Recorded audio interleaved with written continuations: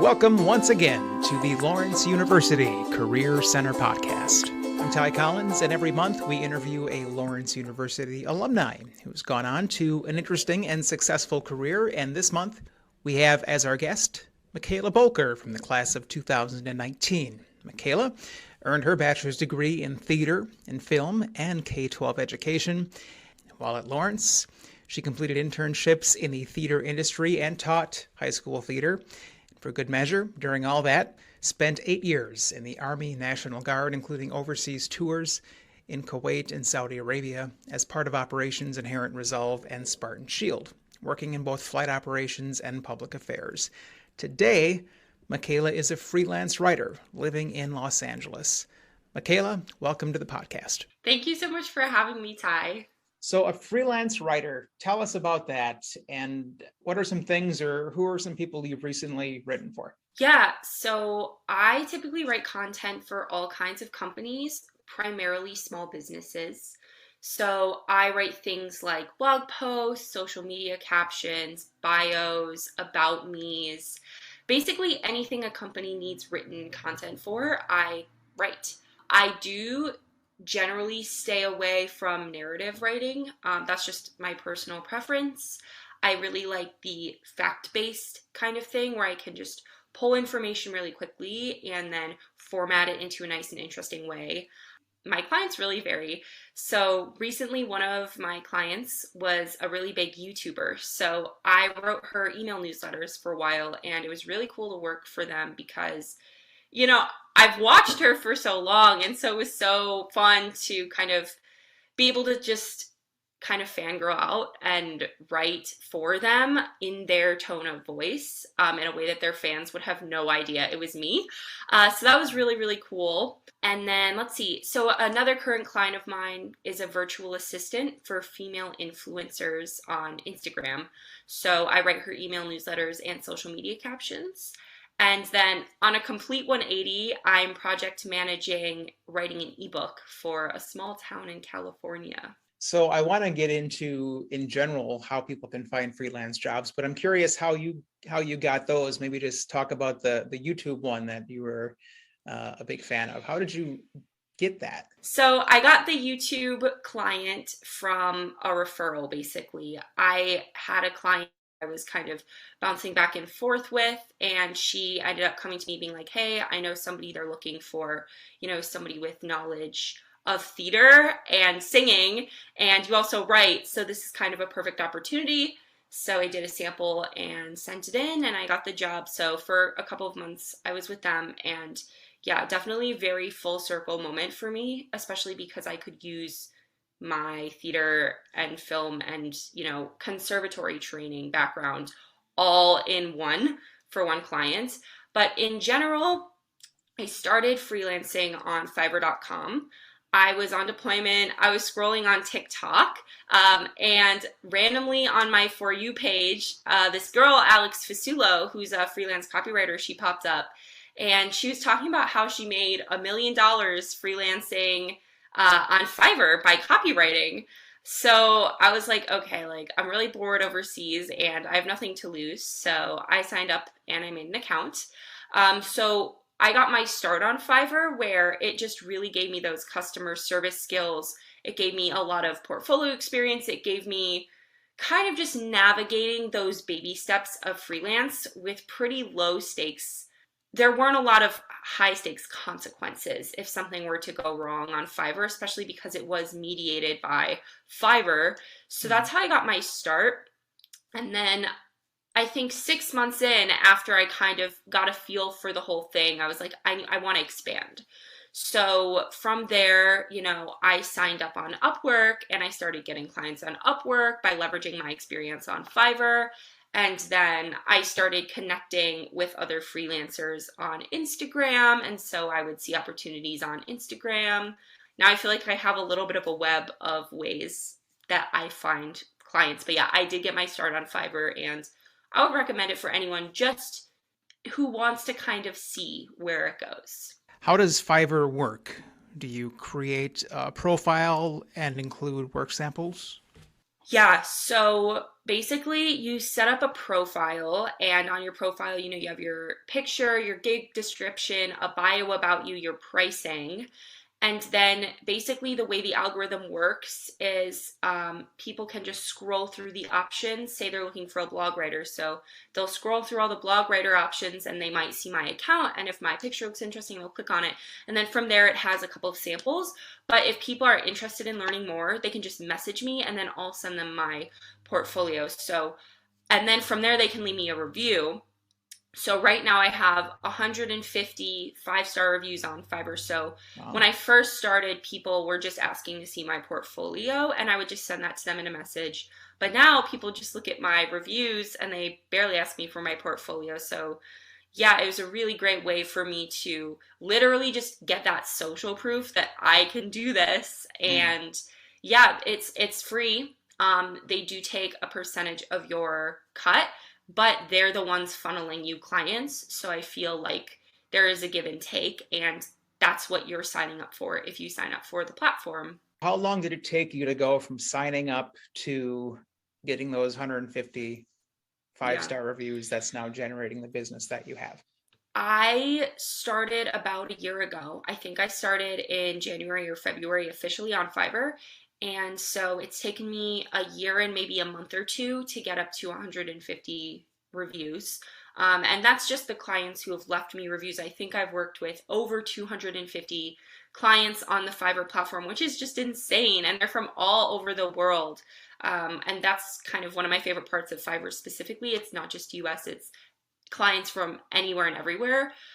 But as I've been finding clients outside of Fiverr, I've kind of slowly been just straying away from Fiverr a little bit and using it as my background, but not my future. Like, I think for me, I'm moving away from Fiverr, and that's okay. But it sounds like a good starting off point for people who Oh, want yeah. to I mean, get going.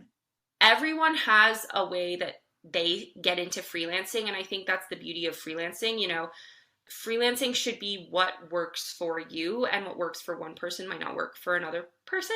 For me, Fiverr was how I got my start, but I know so many people who had no luck with Fiverr, but all the work with Upwork, or, Mm. they got 5 referrals right away, or, they found a client off of Facebook, or there's just so many ways to start. I'm just lucky that for me, Fiverr kind of was a really great tunnel into, I don't know, a great opportunity that when I signed up for, I had no idea this was going to become my life now. I just thought, hey, maybe I can make some quick cash. If it doesn't work out, that's okay. It's low stakes, but we'll see. Yeah. Definitely the workforce is changing in terms of people doing more freelancing, more contract work, and the days of the 8 to 5 sit in your chair in the office kind of work is we're moving away from that to some extent. Why did you decide that this was the right path for you and to not go to a building and sit in a chair for 8 or 9 hours a day and type and write? Why was this the right choice for you? I guess I got my first real world job experience when I was student teaching.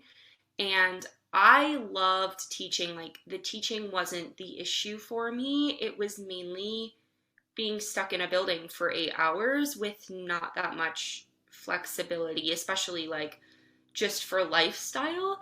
So that was definitely my first kind of inkling of, maybe this isn't really for me. Just the traditional 9 to 5 structure, that is. Mhm. And then I think the other thing that really did it for me was, I've always wanted to perform. That was my major in college, aside from the education aspect. Like, I went to school for theater and performing. And as an actor in a very professional setting like New York, Chicago, or LA, where there's just auditions coming in at any time, there's a reason why a lot of actors out here just can't have a regular 9 to 5, because you get an audition in the middle of the day. It's not like you can ask your 9 to 5 boss, hey, I need to leave for 3 hours, go to this audition or film this audition, and then come back. So Mhm. I was really kind of brainstorming ways when I was on my deployment, and I had a year to kind of just think about everything. Like, hey, if I could make this freelance writing thing work, then I don't have to ask off to do this audition, or I can take whatever acting class I want because I'll be making enough money, and then it'll get me, at a further point in my acting career, hopefully. So that was the vision. And I think it's really cool to just see it all coming to fruition now. And like a lot of the things that I had thought about back then about, well, how am I going to take this, audition if it's in the middle of the day? I don't have to ask anyone. I can just schedule my own, like set my own schedule around what I want to do. So it was really those two things where I just felt like the 9 to 5 wasn't for me personally, my personality. And I really just like the freedom of the structure. One of the things that does go with a 9 to 5 job is you get health insurance, you Yeah. get life insurance, you get retirement accounts, you get sick pay, vacation days, and so on. You don't get much of that as a freelancer. So how does not having the traditional workplace benefits feel to you? Yeah, I mean, I will be honest, like when I first was navigating all of this, it was very stressful because I didn't know how to set my boundaries with clients. And that resulted in a lot of things. I mean, I wasn't taking care of myself physically, mentally, emotionally, any of it, just because I was so focused on working and doing all this stuff for my clients. Eventually, I was like, oh my gosh, like, the whole point of freelancing is so that I am the one in charge of what I do. And so I was like, okay, we gotta restructure this whole thing. So now I'm really happy because I have set very firm boundaries, and now it's like, okay, these are my working hours. This is when you can message me. This is when you can't. No, I can't take on this project that has a 2 hour turnaround, like all of those things. So I think you have to get really good at setting boundaries, number one. And that just takes time. Like you'll learn, but it can be stressful. You have to learn how to be your own boss, which is the beauty and the pain of being a freelancer. I think another good recommendation is to try and find long-term clients whenever possible. So don't find just one-off clients here and there. I think stable long-term clients you can build and develop relationships with and sign a contract so you kind of have an idea of, okay, I have this client for 6 months, which means I have this amount of income for X amount of months based on the contract that me and my client just signed. In terms of insurance, you can sign up for your own. I know it's a pain, but you can. Right now, I am on my parents' health insurance, but obviously that's going to change within the next year because I'm turning 26. But I have already researched, and I think being in a network of all these freelancers, it's a lot easier for me to ask questions about this than if I didn't have this network, because people will be like, hey, get this one, don't get that one. Oh, here's a trick, to do this or that. So I'm trying not to let all the little details be the reason why I don't freelance, and instead say, okay, what is a way that I can make this work? Because in some ways, I think there is more flexibility. Like I get to choose what insurance I want, as opposed to like, here is the 3 options that I have from my employer. As a reminder to our listeners, you didn't major in English, you majored in theater. You've talked about going on auditions and getting some acting jobs. How did studying theater, how has going on auditions actually helped make you better at your writing job? Yeah, so I use my degree all the time, honestly. I feel like, yeah, I wanted to freelance because of the flexibility it would give me to work in my area of major. And so, because of freelancing, I have the money to afford all of the acting classes that I can take here, and B, I have the flexibility to go on those auditions or, send in tapes of the auditions when I need. I have a lot of clients in the fields of my study. So, I've gotten clients who run like a voice studio, for instance, and I studied voice at Lawrence for a very long time. And I wrote for a theater academy in Singapore about, how, the benefits of theater for your kids, which is literally, I wasn't even researching, I was just pulling from my degree. I also have been doing a lot of press releases for filmmakers out here and actors out here. So I really feel like, I am just tying all of my education together into my freelancing career. Um, yeah, and I also think too, theater and film are aspects where oftentimes there is a lot of analysis or research needed, or in my degrees in getting them, there was a lot of writing involved just to talk about these things or writing essays. And I really think that all of that time spent doing that analysis and research really paid off, because now if I have a research project, or if I have a project that requires a lot of research, I'm not super worried because I have that background. So yeah, I'm doing all those things. And then in addition, I'm just taking acting classes out here, which is a really cool way to, I feel like, extend my theater education into a more TV and film centric manner. But I do find that it's really rewarding to take what I've learned at Lawrence and then be able to just continue expanding on it instead of just not doing anything with it. So I'm really grateful. I feel like I use my degrees all the time. Outside the classroom, was there anything else at Lawrence that really stuck with you and you found to be helpful in your new career? I think being involved in Greek life was a really good way for me to just learn people skills, because I deal with clients on a daily basis, and so you really have to have that good bedside manner in order to form good relationships. In terms of the leadership, I think that's needed to delegate tasks to yourself, even, or to stay on track with a project. My senior year, I directed the Spamley musical Little Shop of Horrors. And so being the director is a really big responsibility, because, you're just dealing with so much.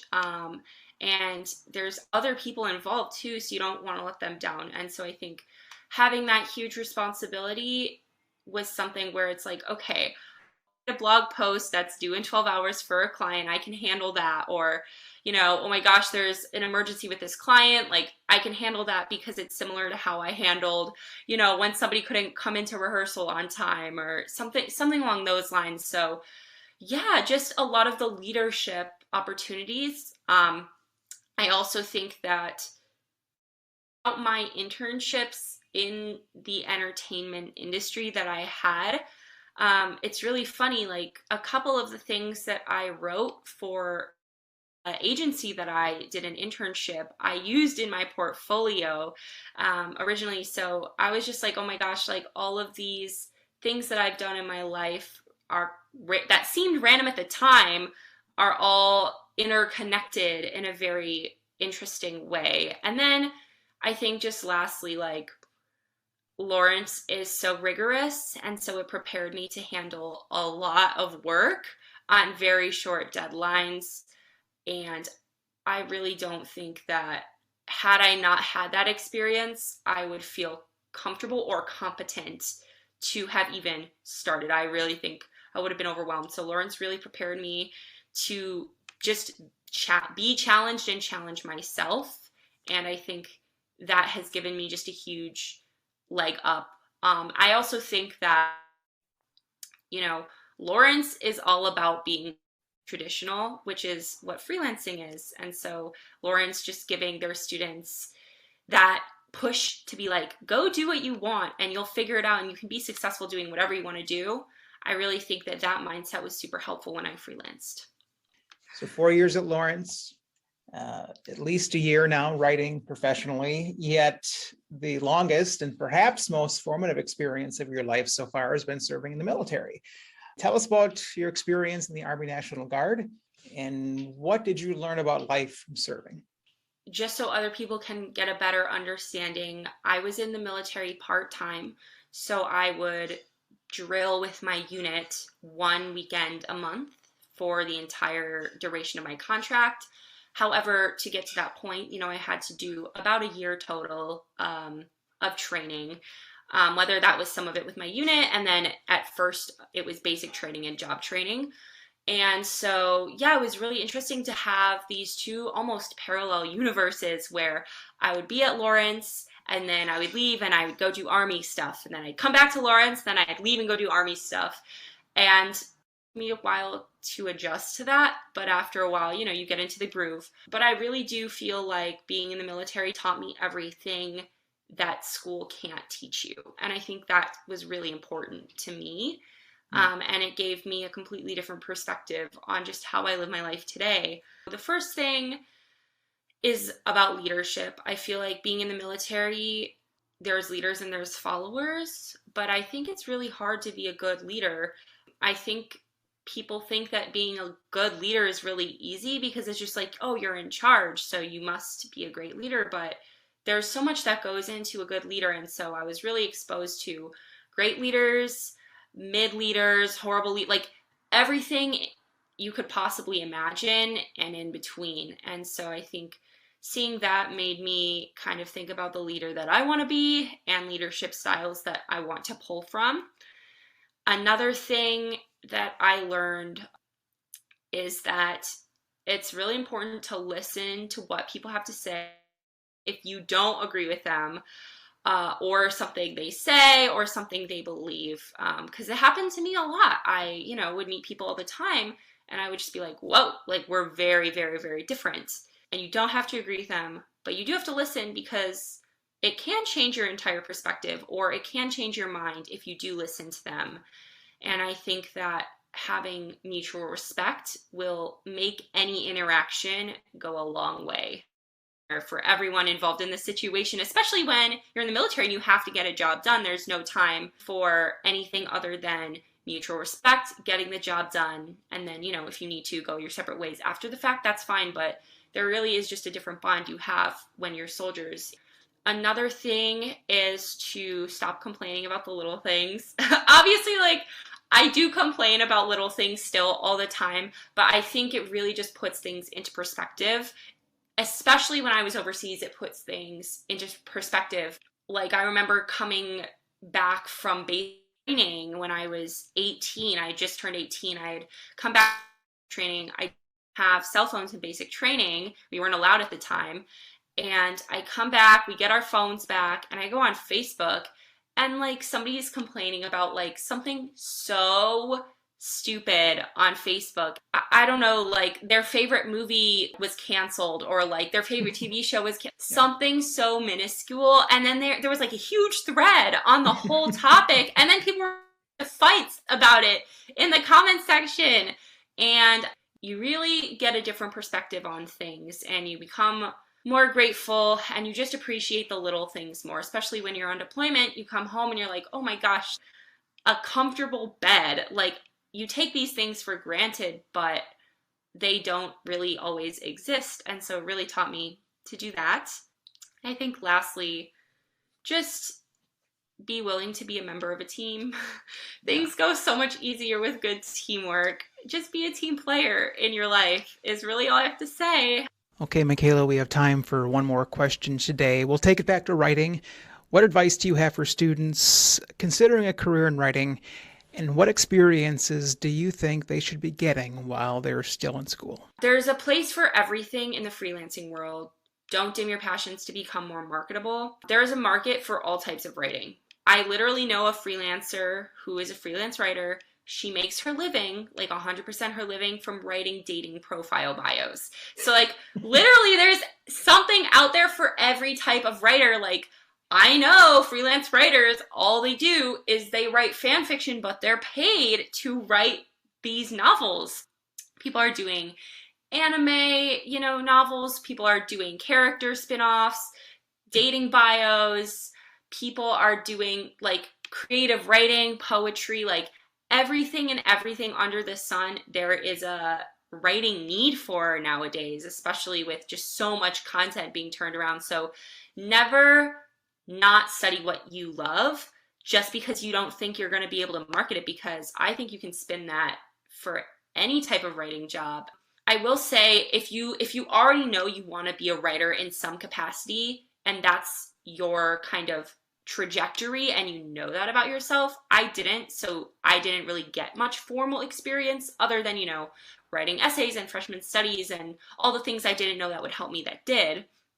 But I would say, if you know you want to be a writer, then try and get some formal writing experience in some capacity. So just start looking for opportunities to write. So the Laurentian, just taking a couple of English writing classes, doing an independent study, getting an internship in communications or journalism. But honestly, again, like just gear it towards whatever interests you. And I think you can really spin it. And yeah, my last thing is major in whatever you want. Again, like this might not be traditional career advice, but I work with so many writers and literally all of them have majored in mostly not writing.